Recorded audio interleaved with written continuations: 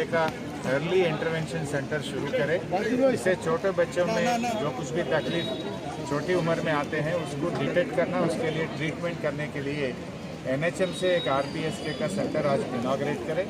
ऐसे ही हैसिया जो Hyderabad software entrepreneurs association के लोगों से एक 100 बेड का ICU नया हॉस्पिटल, नया ICU बेड इक्विपमेंट के साथ भी आज इनाग्रेट करें। कल के दिन कोरोना थर्ड वेव में बच्चों को आते बोल के दिल्ली से मिनिस्ट्री ऑफ हेल्थ अफेयर्स से बताते आ रहे हैं।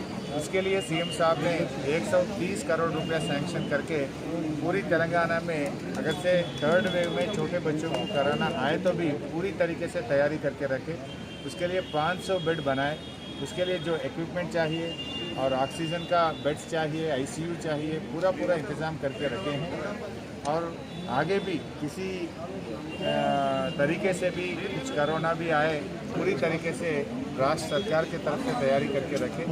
मैं सबसे एक ही गुजारिश करना चाहता हूँ, आप सब लोग वैक्सीन लेना चाहिए। अभी भी थोड़े लोग वैक्सीन नहीं लिए। जो लोग वैक्सीन नहीं लिए आप ज़रूर वैक्सीन ले लीजिए।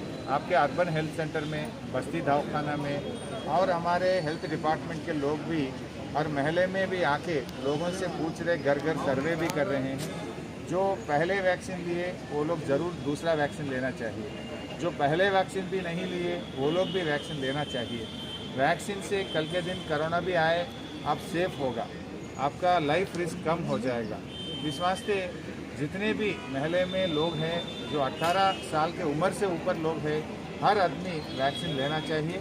मैं आप सबसे प्रणाम करके बोलना चाहता हूँ, ये आपके घर के लिए, अपना हैदराबाद शहर के लिए हर आदमी अपना शहर में वैक्सीन लेना चाहिए। 2 वैक्सीन लेना चाहिए। वैक्सीन का पहले वैक्सीन और दूसरा वैक्सीन के लिए जो टाइम है वो टाइम ख़त्म होते ही आप बस्ती दवाखाने में जाइए या जहाँ पर अपने हेल्थ डिपार्टमेंट से वैक्सीन डाल रहे हैं वहाँ जाके आप वैक्सीन ले लीजिए। इससे आपके घर वाले को और पूरे शहर के लिए, सबके लिए अच्छा।